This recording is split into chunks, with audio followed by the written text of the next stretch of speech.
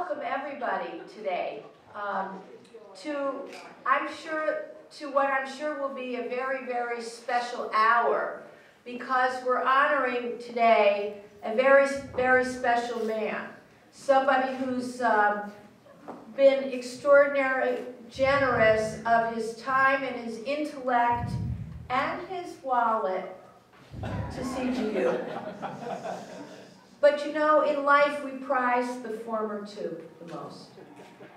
I should say that when I came 2 years ago, John is somebody that I met at the beginning, actually, before I came.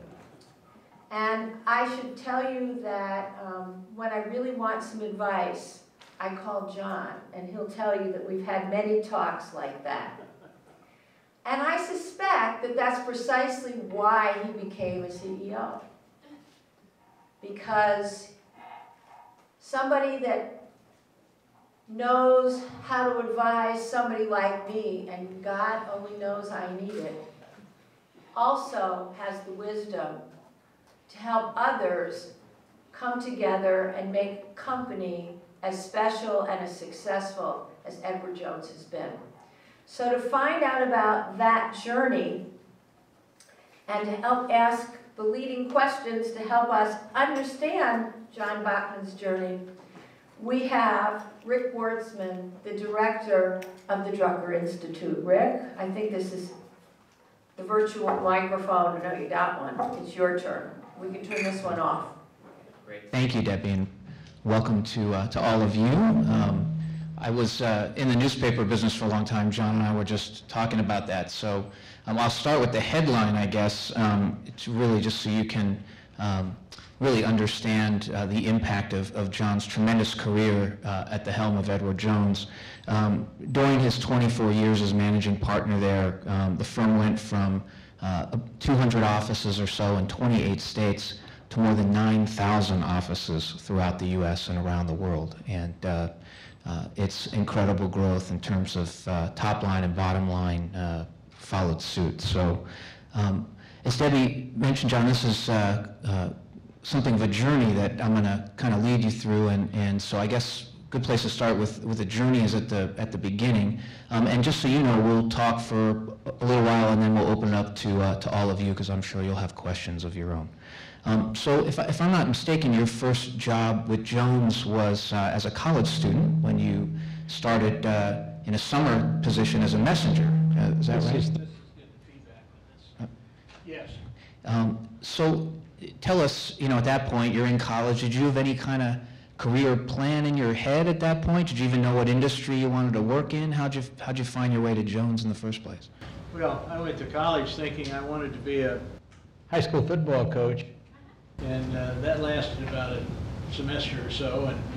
And my granddad had always taught me about saving and investment and putting money in the building and loan. And then he started explaining to me, he discovered stocks and buying shares in the electric company and so forth. So he would talk to me about that and then give me annual reports to read and statistics to read.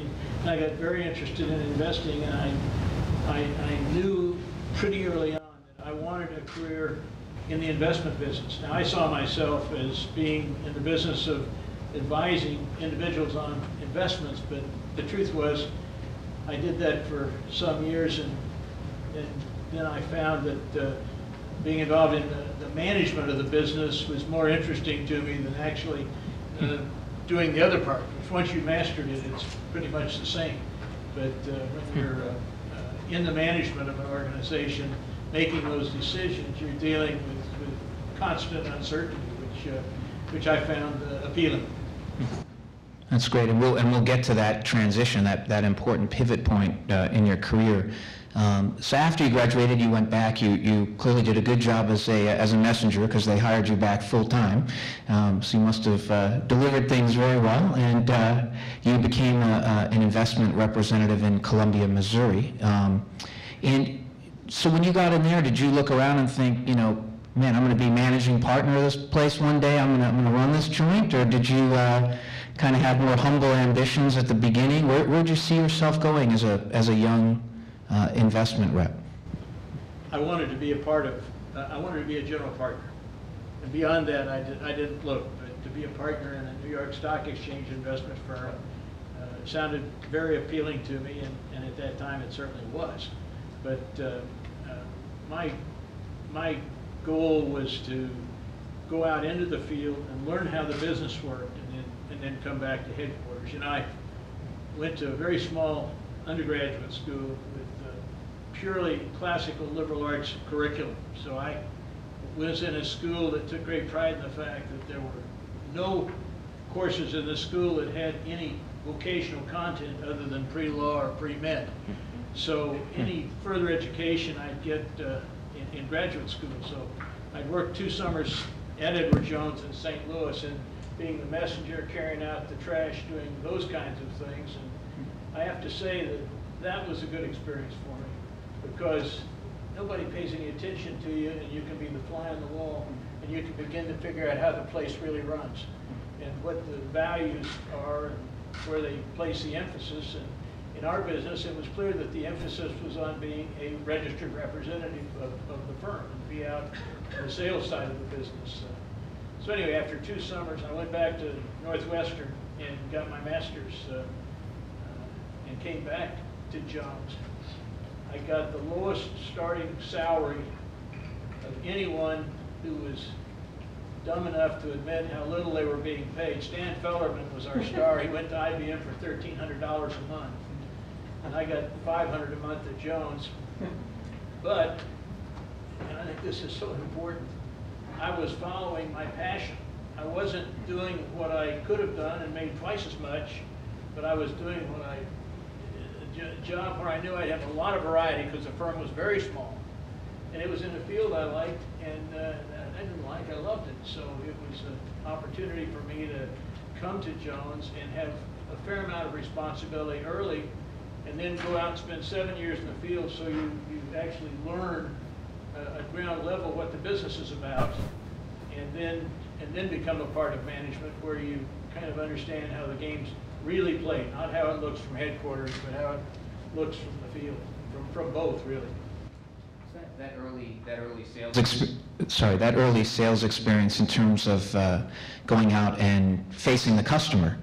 Talk a little bit about some of the early lessons that you learned, way back then. What did you learn from actually interacting with customers that you carried with you? Well, the first thing I learned is when you're 23 years old, fresh out of graduate school, that you, in a college town, can't look like a student. So I always had a shirt and tie and a jacket in the winter, and I threw it on my shoulder in the summer to look as professional as humanly possible. Once I got past that stage, the real lesson I learned was that the people you deal with, first of all, aren't primarily interested in investments. So the idea they're going to sit home and study the Wall Street Journal or Barron's or something every day isn't going to happen. And an extension of that is they're very dependent upon you. And the degree of responsibility you accept in seeing to it that they get the right advice is absolutely critical in terms of seeing that their goals are being met. And this was a time in the business where the idea was you buy a stock and you sell it in 3 months or 6 months, and all kinds of things that really have no lasting value. And so I wanted to be in the investment business, not the stock trading business. Interesting. So in 1970, you then go back to headquarters in St. Louis. So you're right on track, right, as you had sort of planned. But you got handed a bunch of responsibilities, as I understand it. You were responsible for long-range planning and corporate finance, which seems pretty quickly, which seems like pretty heady stuff for a guy just from out of the field. So how did that happen? Well, the stock market had been in a 20-year secular upward trend. And the longer the market is in an upward trend, the more risk people are willing to assume. And ultimately, the prices of the securities get so high that it becomes unsustainable. And at that point, the market just collapses. And that's what happened in 1969, the first part of 1970, New York Stock Exchange stocks lost half their value. In the over-the-counter market, they lost closer to 3/4 of their value. And when I went to Columbia, a bond for General Electric, 30-year debenture, AAA rated, yielded 2 7/8%. And you could go down the street to the building and loan and get 3.5% for 6 months. So I couldn't sell bonds. But by about 1967, inflation had become a real factor. And suddenly, the building and loan had gone from 3.5% to 4%. And an A-rated Michigan-Wisconsin pipeline bond was 7 3/8% for 15 years. Well, I can sell 7 3/8 against 4. So I was doing reasonably well at a time when the market was collapsing. And I was invited back to St. Louis over the opposition of all of the partners except the managing partner. They wanted me to stay in Columbia because I had a profitable office. And there weren't any profitable offices. And so Ted Jones said, you've got to come back, not to run a profitable office, but to teach our people how to sell a product other than a stock. Because the price of any stock that had been bought in the 5 years before was down. So I came back to do that. And that really, I mentioned I had an MBA. And my predecessor was looking around for who should be involved with planning. He said, well, you've got an MBA, so you should do the planning. And I gladly did. I sent him a memo back in 1972 that said that we should codify the things that we knew how to do really well, and that we should set our goal at having 1,000 offices. We had 100 offices in, and so I said, you know, we don't want to build in any blind alleys, because the company, in my opinion, had the potential to get much, much larger. And so I persuaded him to do that, and I persuaded, I don't think he believed it, but in any case, that's what we did. And about late 1970s, we started growing again, and so then one day in the mid-1980s, we got to 1,000 offices. So I want to stay on that memo for a minute, because I don't want to skip over its import. It's become a pretty famous memo in business circles, right? I think you know, Harvard Business School has broken it out as a case. It was a pretty important document. So you were a pretty young man at the time. Were you nervous, sort of suggesting something as audacious as, we're going to grow our business by 10 times and here's how we should do it? Did you have a really clear vision? Did you tell us a little bit more about how you developed that and what the reaction was and what you were thinking? Well, I think I didn't know any better. No, I wasn't nervous about it. I felt like beautiful. What I felt was, we are doing business in a different way. We're putting locations where people are all over, in that time, all over parts of the Midwest and Southwest. And no one else is doing it. And we, in effect, had a franchise. But unless we kept growing systematically, that franchise was going to be taken away from us, because someone would figure it out and they'd go out and do it. And because they didn't figure it out right away, we were able to continue to have enough success to encourage us to keep doing that. And when we got into that part of the business, the reason we did is we didn't have any capital. We didn't have anything else we could do. Our firm had $1,005,000 of capital, which is laughable. And the one thing that we had was the relationship between our financial advisor and their client. And so how do you organize the things you do, and how do you align your activities entirely in that direction? That was basically the core of my memo, was aligning the activities and to create an organization around that. Well, clearly worked. So let's flash forward about a decade now, and you're named managing partner in January 1980. So one question I had was, in between that memo and 1980, was there ever any doubt that you were going to then ascend and be the managing partner? Was there a horse race inside Jones? Tell us about that process. There was no horse race. And I was stunned when Ted Jones called me in and asked me to more or less told me to become the managing partner. what I didn't understand, he had had some serious health issues.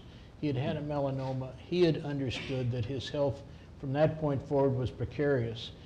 I had no idea that I would be managing partner and didn't give it any serious thought because his father was until he was 75 years old. And Ted was 53 years old at the time, so I assumed he was going to be managing partner at least for another 10 years. Wow. So it came as a real shock to me. I see. And what's it like stepping in as the first non-family member into a situation like that? What were those feelings like? That wasn't a problem because Ted had no children, so that you didn't have that issue to deal with. But I think the moment you find out that you're going to be the chief executive, you feel a burden that you didn't know before. Advice is cheap when you're not the boss. And when you become responsible for making sure that you're making the right decisions, suddenly you just see the world differently, and it's almost instantaneous. So, yeah, I felt that deeply. So you got some help to maybe see the world, and that was through Peter Drucker's eyes. You really sought him out shortly after you became the head of Jones. Take us back a little bit earlier, though, when you first became acquainted, how you became acquainted with Peter's work, and then what led you to him directly. Well, Peter had written a piece in probably 1972 in the Atlantic Monthly saying this incredibly altruistic generation of flower children who cared more deeply than the Eisenhower generation, and that they were the people who really cared and their parents didn't care, and so on and so forth. And Peter's observation with these flower children will turn out to be the most selfish generation in modern times. And so he burst that balloon. But after becoming acquainted with Peter and his work, I mean, his big book came out. And my predecessor, Ted Jones, and I spent a year going through chapter by chapter trying to understand what it was. We saw ourselves as salespeople. We saw ourselves not as managers, and Peter's notions of management rang so true with us because of his respect for the individual, his expectation of contribution. You know, Peter talks about the purpose of business is to make the business productive and the worker achieving, and all of that resonated. And the recognition that in the knowledge age, you have to treat people altogether different than you do in the industrial age. You don't use command control. You have got to be collegial. And Peter helped us understand that. We would go to meetings where he would speak, like the American Management President's Division in Chicago, and we would take notes. And so in 1981, I'd been managing partner about a year, and I was asked by some people from Nashville to go to Louisville, Kentucky to meet with a company called Humana. And I'm flying down on the plane trying to figure out how we're going to get this underwriting. And I'm reading their annual report. The Humana report said value to a patient coming out of surgery is a warm blanket. And value to an injured person racing into the emergency room is to ask within 1 minute where I hurt, not how I'll pay. And so after we successfully landed the underwriting, I'm sitting around talking to Wendell Cherry and David Jones, the two principals in Humana at that time. And I said, you guys read Drucker? I said, we don't read Drucker. Oh, sounds to me like you do. He said, we go see him. I said, well, how do you do that? And so they gave me his address, and I spent 3 weeks writing a 2/3 of a small stationary page describing why I thought Edward Jones needed to spend time with Peter, to sit down and have him ask us the questions we needed to be answering. That's what I'd studied Drucker enough to know his language, words like contribution, responsibility. Believe me, I wove all of those into the letter. And so he called me and he said, I'm not taking new clients, but you have an interesting story. Can you send me some material? So I spent about 3 weeks crafting another very short letter and getting some material to send him. And as soon as he got it, he called me. He said, next time you're in California, come see me. And that was the beginning. I came to see him, and from there, I can remember the day I came to see him, exactly. It was the day that Sears acquired Dean Witter, because I'm sitting in Peter's office, which was the front bedroom in his house. He said, "John," he said, "Sears is making a big mistake."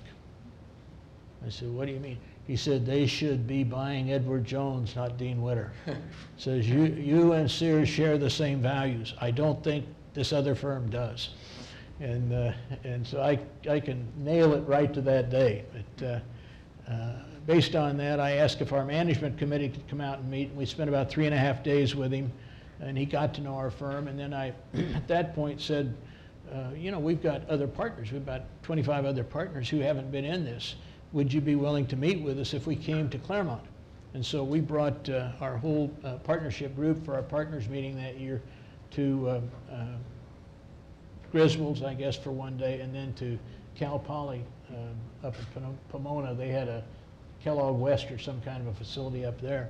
And so that was the beginning. And then I met with Peter every 6 to 9 months after that with our top management committee. I'd occasionally see him by myself, but that would be more social than business. But at some point in 1987, he asked me to go on the Board of Visitors.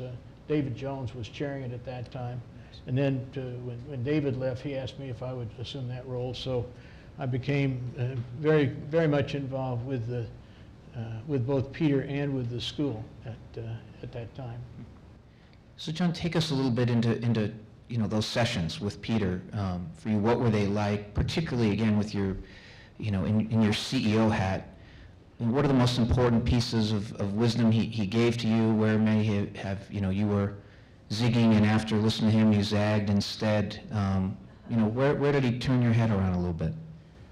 Well, I don't know he turned our head around as much as Peter's notion was to ask questions. And his second notion was to answer them himself. But they would be very broad questions, and he never gave advice. He never said, well, you should expand into this area or into this business or anything of that sort. But he would ask the questions, and he was good for about one question an hour. And he'd talk about that, and then he'd get off on some aspect of the topic and talk about when which one was it? St. Augustine was sending the monks into the village to distribute food to the starving, that they must do it in a way that some way the villagers can forgive the monks. And he would come up with that, and he'd talk about how you can really only be good at one thing, really good at one thing. And he would say that you know, in music, Caesar Franck was the only person who could be an effective composer and a conductor. So he would bring all sorts of things, totally unrelated, unrelated in the sense that they're not business issues or management issues at all, but he would make his points with the most esoteric and literate kinds of observations. But his focus was on the questions, and he would have us send questions in advance, and then he just would, to be polite, he would ignore them. And he would get into the things that he thought he'd like for us to talk about. And you know, most of our learning was hearing each other talk and taking lots of notes and things that Peter was saying. I said to Rick this morning, I would take notes and we would take notes. And they're coming at you at a rate that sounds good, but if somebody said, what did he tell you, you wouldn't know. And then you go back and rewrite the notes, reread and rewrite the notes once or twice, and suddenly all kinds of things would pop out that would be so relevant that you didn't necessarily even understand when he was going through the process. So he was operating at multiple levels, but he was brilliant, and at the same time he was a very gentle person, a very caring person. He demanded results, but he also recognized the importance of the dignity of the individual and respect for all individuals, not just the boys at the top. If I believe I'm right, Jim Weddle, your successor, was just out here at an event we had, and he was telling us, one of Peter's sort of questions and answers, his kind of gentle nudge, was for Jones to begin to see the market as not just a small town market, which became a pretty big key to driving growth. Can you tell us about that and take us into that moment? Well, I had gotten a letter and a 24-page document from one of our financial advisors in Chicago that said we ought to be in the urban markets. So we're sitting down with Peter, and Ted Jones, my predecessor, was there. He was, by the way, the time we knew Peter, he was not the managing partner anymore. He had stepped away from that, but I always invited him to come out to the things. And Peter asked the question, how do you select the markets to go into? And Ted had always believed that if there was a New York Stock Exchange firm in a market that we're in, that they would eventually, because they were bigger and tougher and better known, would steal our good people. And Ted said, well, we're like Wee Willie Keeler, the baseball player. We hit them where they ain't. Peter said, what do you mean? He said, we go where there is no competition. Peter said, well, that's strange. Why would you do that? We do better. He said, how much better? We do better. And about the third time, Ted became very upset and stopped talking. And he just sat there, and Peter said, look, let's don't debate things where they're facts. It may be true that you do better there. I am surprised. So we went home and we took all of our offices where we were the only firm in town, put them in this bucket, and took all of our offices where we had New York Stock Exchange competition in the town, put them in that bucket. We did 25% better in that bucket than where we had the monopoly. And we said, Peter, how can that be?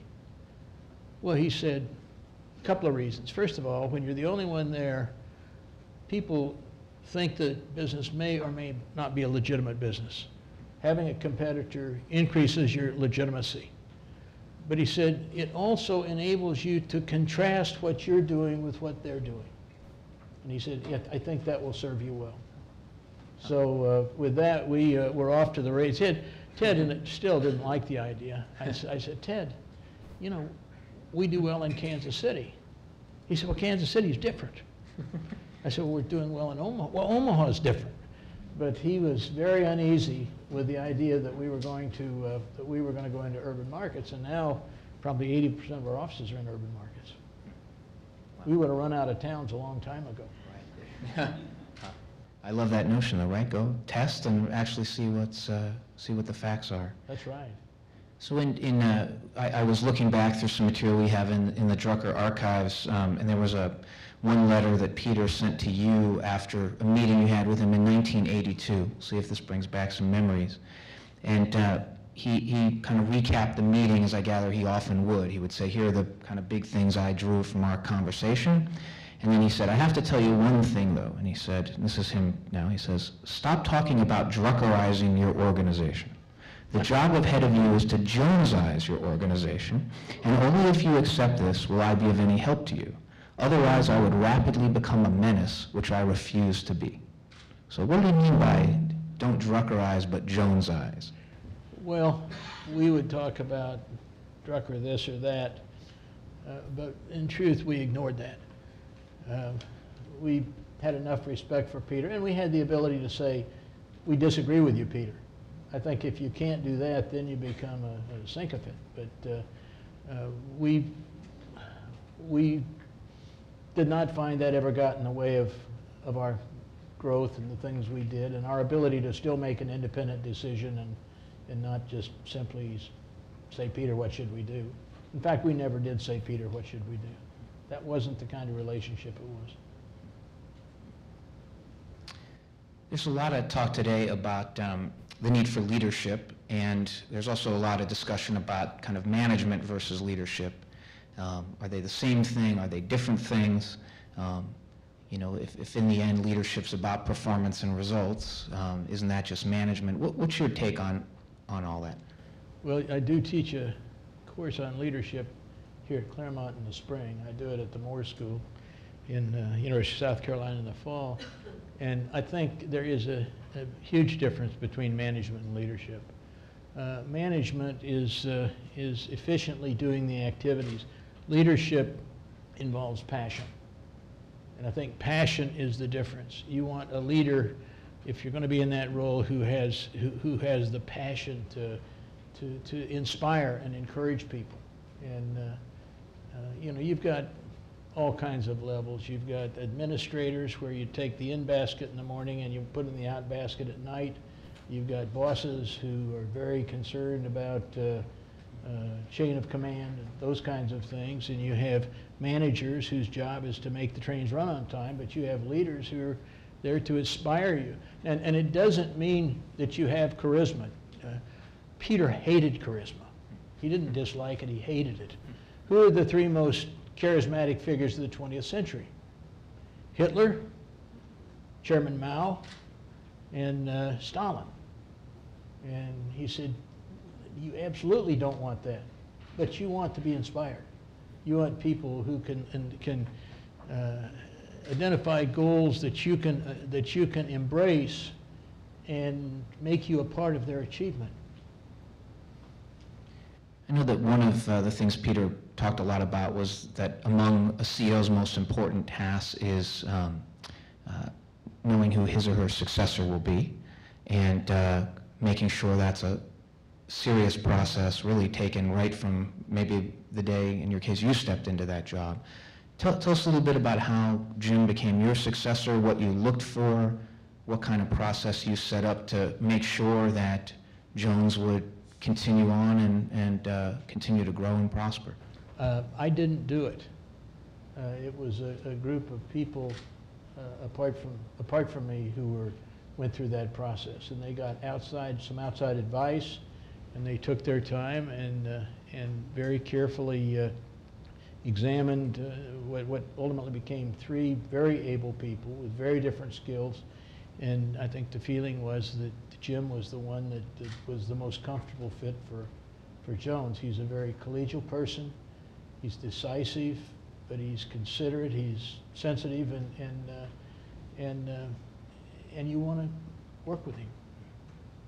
Did you take yourself out of that process, or did your board do that, or did you think this isn't right for me to pick my own successor? Let me explain how our partnership worked.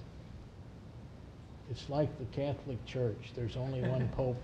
So the smoke rings came up, and Jim was you can do it any way you want. But the way I wanted to do it was to have other people. I would want to do is have other people do that. You can be so close to it and be less than objective, and so Jim was a good choice. Oh, that's great. I mean, it really does go to something Peter wrote about, which is that people, sometimes if they are picking their own successor, they tend to pick copies of themselves. And right, Peter warned, copies are always weaker, right? They're always, the second copy is always weaker than the original. So, we all tend to do that, right? We gravitate toward people we think are like ourselves. So it's probably a very wise decision.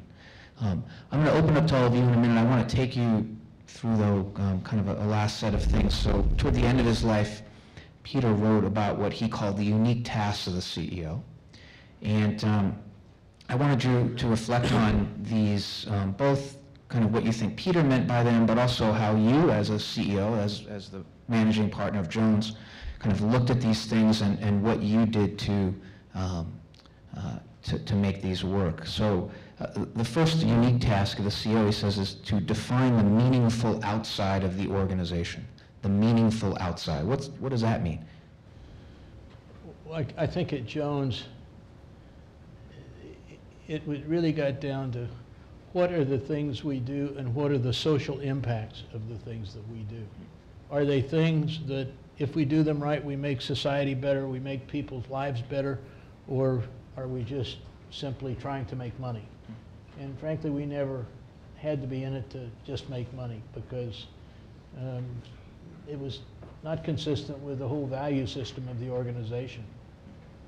The organization, if you go way, way back, when we were reading Peter's book, and we were probably in about chapter 6 or chapter 7, and the question is, what is my business?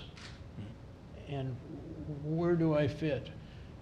We concluded that in the securities business, you're in one of two businesses. You're either in the peace of mind business where you're helping people solve problems, or you're in the entertainment business and you're operating a casino. And we had absolutely no interest in being in the casino business. I'm not going to get into whether that's a good business or a bad business, but I am going to get into the fact it didn't feel right to us. And we wanted to be in communities and serve people in those communities. And frankly, if you do it well, you're going to be well compensated for it, so you don't have to do it. You know, we never had a goal for earnings at Jones. We never had a profit center other than the branches. We have 12,000 profit centers. But all of our compensation was designed to enable people to pull in the same direction. If you're a financial advisor and you have your office, we're going to give you a bonus if you're successful.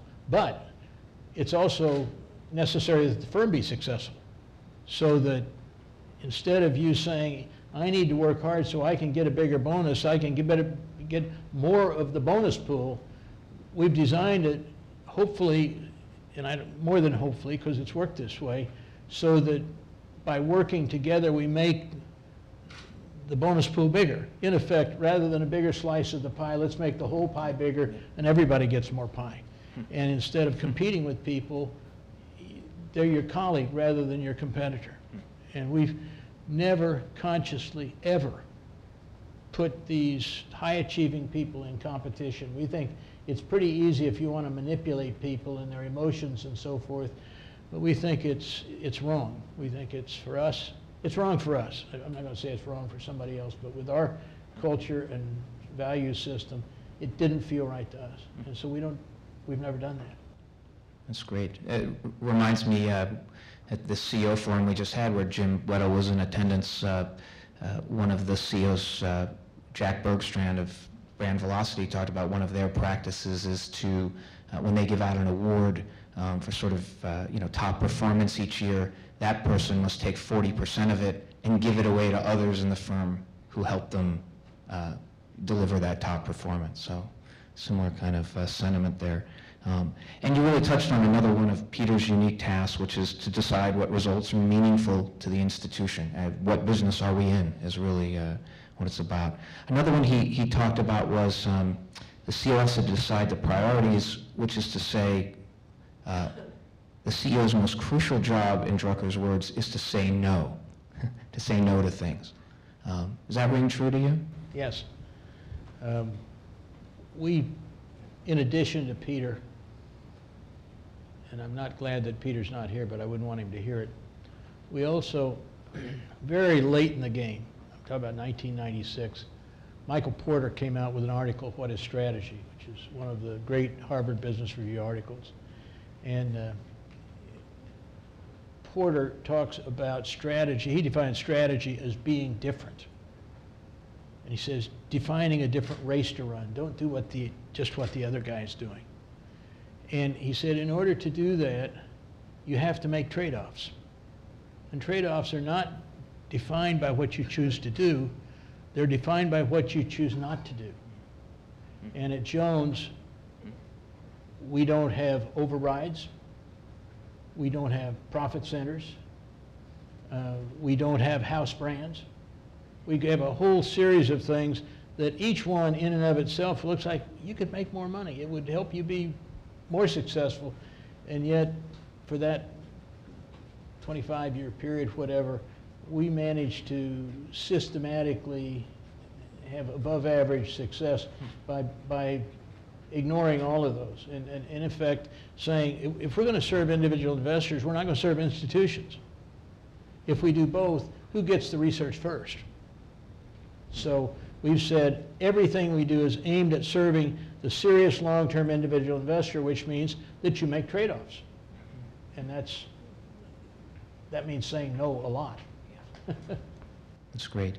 So we have about 15 minutes left, so what I'd like to do is open it up to you all, and I'm sure you'll have some questions for John. And I think, are there some mics? Yeah, we have a couple of mics. around. And so if you have a question, why don't you raise your hand and fire away. The gentleman in the back. That term's used very loosely, apparently, Rick. But I'll accept it nonetheless. There's a concept about how work gets done at Edward Jones that's referred to within the company as responsibility-based management. And actually, it's a fairly, at one level, a fairly simple concept to get your arms around, but at another level, it's incredibly complicated to think about and to execute properly. So I'd love for you to share what you mean by responsibility-based management, and A, this is like a 6-part question apparently, and B, what are the complexities of, getting that to work in a company like Edward Jones? Well, you talk about complexity. We fight as hard as we can for simplicity, because complexity takes care of itself. Everything that goes on makes life more complicated. And we want it to be straightforward. We believe that knowledge workers should not have job descriptions. We believe that if they're in fact a knowledge worker, they should have responsibilities. And you define what those responsibilities are. And the way you do it, the person who is in the senior position sits down with the other, and they talk about it, and they ask us a series of questions that lead to, okay, what are the 3 things you do that really matter, that move the dial, that make the organization, that contribute to the success of the organization? And so through that process of discussion, which can take anywhere from 2 to 4 hours, in each case, you will arrive at 3 written responsibilities. At that point, you talk about how do you measure those? And what is the one objective measure that best reflects what that is? And then you share them. And everybody in the firm has access to what everybody else's responsibilities are. But it's an attempt to recognize that knowledge workers need a sense of contribution. I come back to once again to make the work productive and the worker achieving. If you don't pay people enough, they'll leave. Once you pay them at a certain level, much of their compensation is psychic. It's not simply a matter of giving you more money, it's a matter of giving you important tasks, things that you're capable of doing, and knowing you're doing a good job, and having the person to whom you're responsible recognize that that's a good job. A lot of these do-it-quick books, these 1-minute kind of books, would say, well, you ought to give 10 attaboys a week to somebody. Well, no, you shouldn't.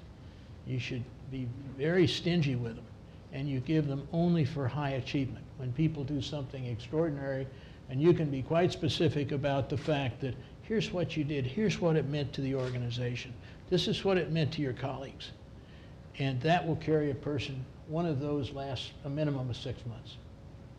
And if you're patting them on, thank you for being you. How's that for a stupid statement?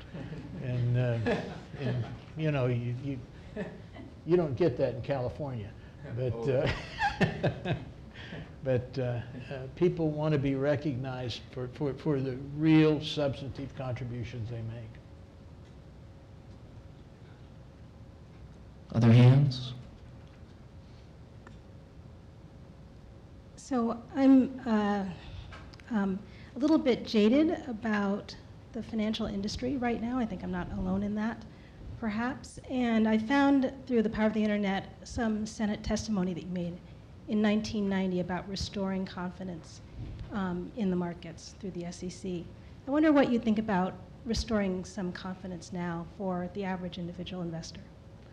Well, I think that one of the elements of self-deception was the securities industry thinking that they could say something that would restore confidence in whatever it was that you had reference to. The fact is they can't. It's like saying, I'm honest and I have integrity. It sounds very hollow. I think that the way to restore confidence is for people to understand the role that's played in capital formation.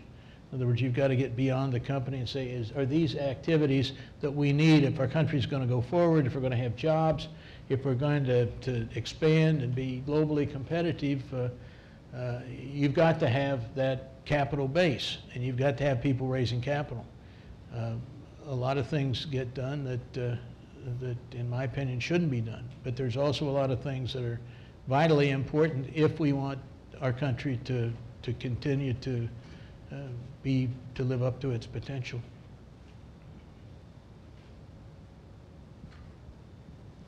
Yeah, over to my right. So every career has peaks and valleys. We've touched on some of your peaks, but I'm sure you've had some moments where it got a little difficult. And when you reflect back on that, are there any sort of takeaways for how you didn't let those moments derail your career, derail yourself or your own confidence? Well, I can tell you the one time that Peter read us the Riot Act, if that helps.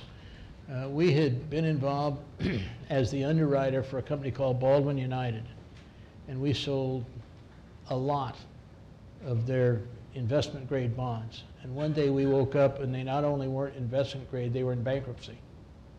And so next time we were out seeing Peter, we were all having long faces and feeling very sorry for ourselves and so forth. And Peter listened to it for most of the day.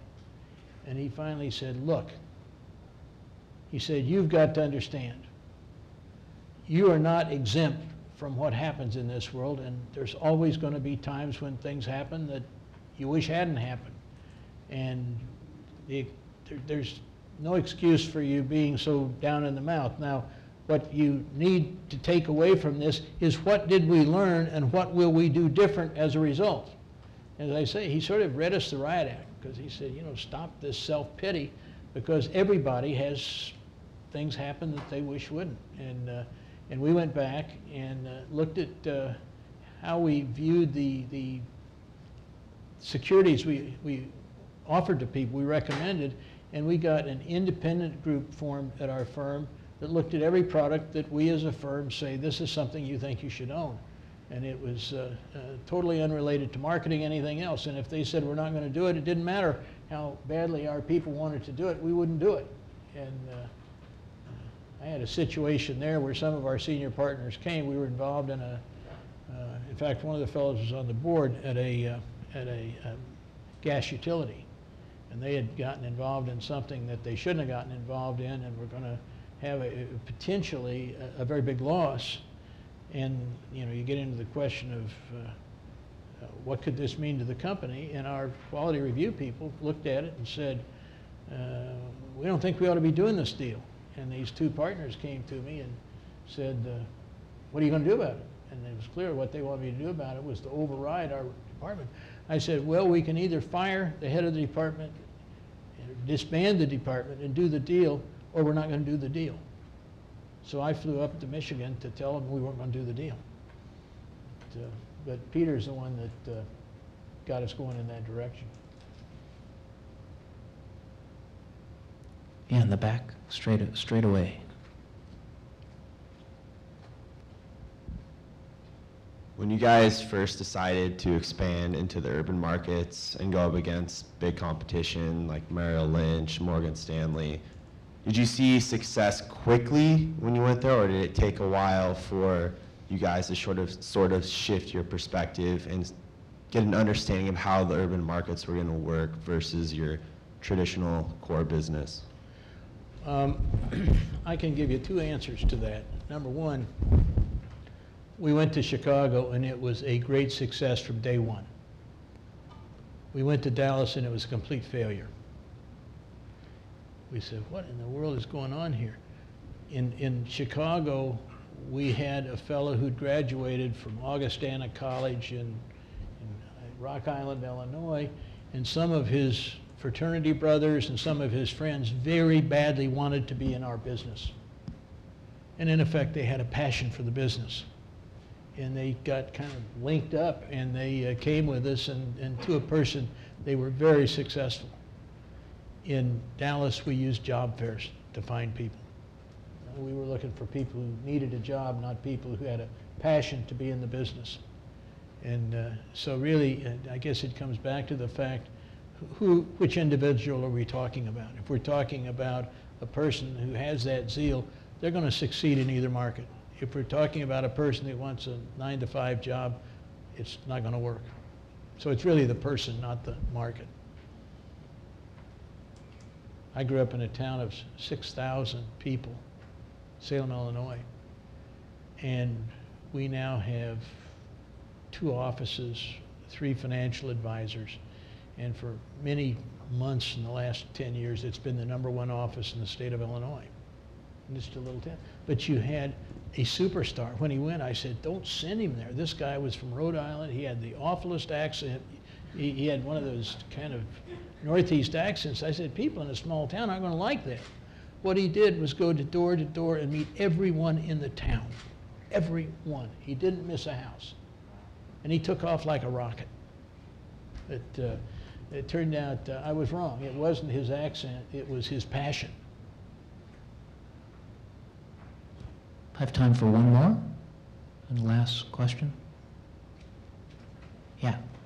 I think we're all kind of taking our own path to becoming a CEO. And one of the things that I've just recognized in my own professional career is there's a subset of the workforce in any organization that is there for a 9-to-5 job. Then there's a smaller subset that's kind of the heavy lifters, and then you have the even smaller subset that become the CEOs and the executives of the company.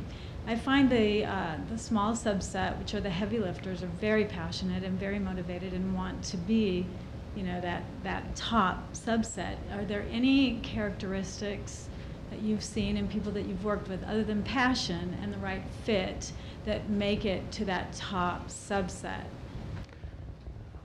Well, I think passion is important. I think trust is critical. And you don't get to first base by getting people to trust you. I hope you know how you build trust. You trust them. If they disappoint you, then that's lesson learned. But the idea that they're supposed to trust you is hollow unless you trust them first. But I think trust, honesty goes without saying. I'm assuming you're past that stage. But performance in your job. Are you doing your job in a way that is excellent, that is noteworthy? I think beyond that, I think vision plays an important part. How do you see where you and the organization can go? And I think beyond that, and please don't underestimate it, luck plays a very, very important role, because you may have a particular set of skills and you're in an organization where those are needed right then and right there.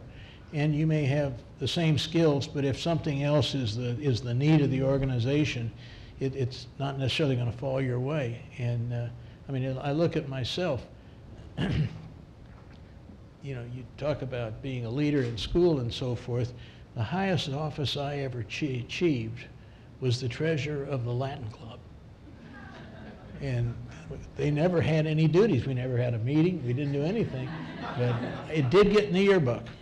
But the fact was, I probably wasn't a great natural leader, at least in the traditional sense. I didn't have great grades. The way I learned, thank goodness, Howard Gardner explained that people learn in different ways, because the way I learned is not the way you learn in the university. So my grades were average all the way through. But there were just some things that helped me. My predecessor, Ted Jones, gave me lots of responsibility and gave me the freedom to carry it out. And I took those things seriously and did them to the best of my ability, and did them, I would say, pretty well. And so he gave me other responsibilities. One thing that I did, I created investment banking at Jones. We had no investment banking, and I got to looking, and if you were Texaco or DuPont or somebody, and you needed money, you just walked right to the front of the line. You got in front of everybody, because Morgan Stanley, those people, are going to put you at the head of the line. I said, there's a lot of great companies in the next 500 companies, the Fortune 1000, and we targeted those. And so I built, for a little firm like ours, an unusually strong investment banking function, and got 2 able people to come in and work with me. And one day, and it was one of the hardest things I probably ever did professionally, I went in and resigned. I mean, resigned as the head of investment banking because I had two other people who were obviously better than I was at it. And I think that helped my career. It didn't hurt my career. And so I think that, you know, that made a difference in those that chose me for that role. So, you know, I don't think there is any ironclad role. One of the things that we try to avoid at Jones is career paths. We hate career paths. It's because some of the best people at career paths are just people that game the system.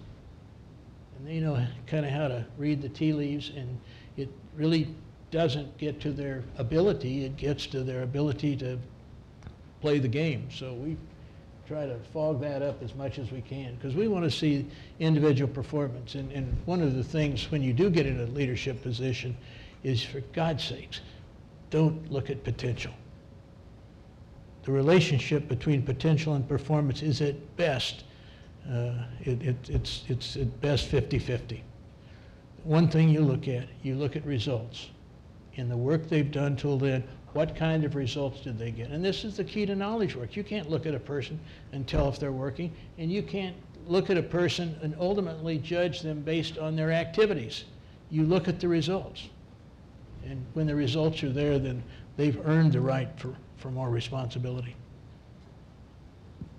John, that's great. And I think, you know, in this conversation really with you this afternoon, I've heard all those things. Your passion, you talked about the incredible performance by Jones under your leadership and many others.